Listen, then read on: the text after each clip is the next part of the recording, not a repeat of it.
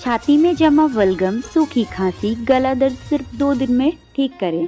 सबसे पहले पानी लें, उसमें थोड़ा गुड़ ऐड करें, उसके बाद हरी इलायची पाउडर, अजवाइन, काली मिर्च पाउडर और फिर उसमें थोड़ा सा काला नमक, अदरक पाउडर अच्छी तरह से मिलाएं और धीमी आंच पर 2 मिनट तक पकाएं।